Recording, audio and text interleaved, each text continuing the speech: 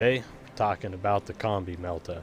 So the Combi-Melta is one of the new heroic weapons added with patch 10, and despite having Melta in the name, this will actually fall under the bolt rifle category. This weapon, it's incredibly straightforward, so the overview today is going to be incredibly brief.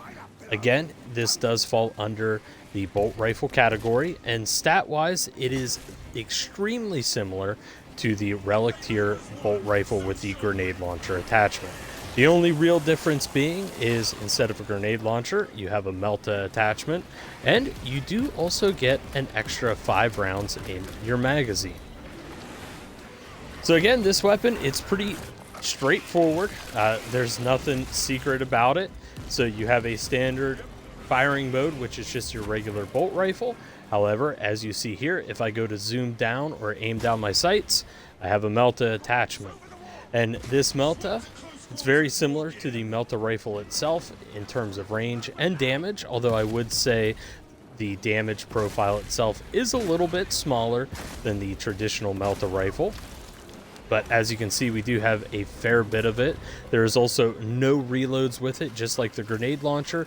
So you can fire off all 12 shots, which 12 is going to be your starting ammo count. This can change dependent on some of the perks that your squad has attached, but 12 will be your starting point. Now, one of the cool things about the Combi-Melta is, as you can see, we only have 2 rounds left in the mag. However, as soon as I come over to the ammo crate, we are refilled back up to, and I misspoke, it's actually 11. Now, this used to be true with the bolt rifle with the grenade launcher attachment. However, just due to how powerful that particular combination was, Saber did nerf it, so you could only refill it off of standard ammo boxes or the loadout swaps. However, this is not true for the Combi-Melta. You can refill it from the standard ammo crates that are found throughout the game, so if you ever do find yourself running low, don't worry, you will be able to refill them at the ammo caches. Now, in terms of gameplay, the way that I like to use this particular rifle is I use the Melta part of it to clear out large groups of enemies or to try and stun large groups of Majoris if they're bunched up rather close. If it's only a large group of Minoris, I'll try to thin them out with the Melta attachment, and then from there I just use the bolt rifle to get as many headshots on the Majoris or the extremist that's in the area, just because this particular weapon is only available on the tactical. There are some perks that do increase the headshot damage, especially once you enter prestige. With the tactical, those headshots will really stack up. But again, it's a very straightforward weapon, not a whole lot to really discuss about it. Now, is this any sort of god gun? Honestly, I would say no. However, that being said, it's exactly what I want out of a heroic weapon. It's good, it's worth using, but it adds something new to the mix that makes it worth checking out. And as always, this particular variant will be 300 points from the stratagem, so if you're starting fresh from the week, you can just clear out the weekly normal and hard stratagems and you'll be able to unlock it right from there. Overall though, I do feel that this weapon, while not some sort of god gun, it's extremely fun. I have a lot of fun with it.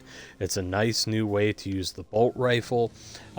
And honestly, I've found myself moving away from the grenade launcher attachment anyways, just because of all the nerfs that it's gotten.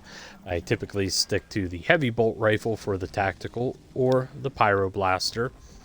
But this is going to be a nice new addition to my tactical loadouts. Just something where if I'm playing maybe on a lower difficulty or I just want to shut my brain off and have some fun, I'm going to have a fun way to do that, because who doesn't want to sit there and burn the enemies of the Imperium with a Melta rifle and then just casually switch over and start doming everything in sight with your bolt rifle. Real quick though, because the recoil pattern to this is a little harsh, one thing I do want to throw out, what I have found works really well, is to borrow some battlefield terminology. God, it's been a little while since I've touched that game. But feathering your shots is a great way to keep you on target, as you can see right there.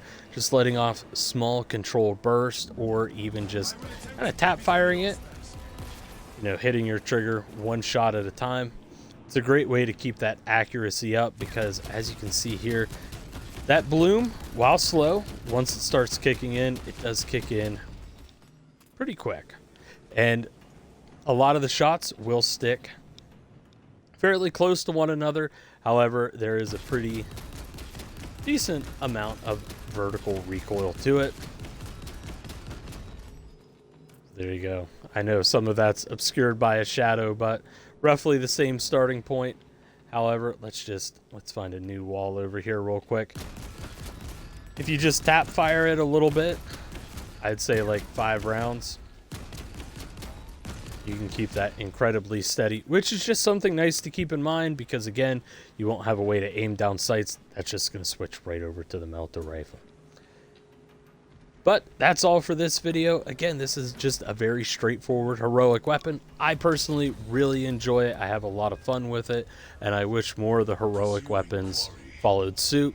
And hopefully Saber will take some of the initial feedback from the heroic weapons that we have now and use that to adjust the ones in the future. But as always, thank you for watching, and we'll catch you next time. When the Hive Tyrant is dead, the Lieutenant will know.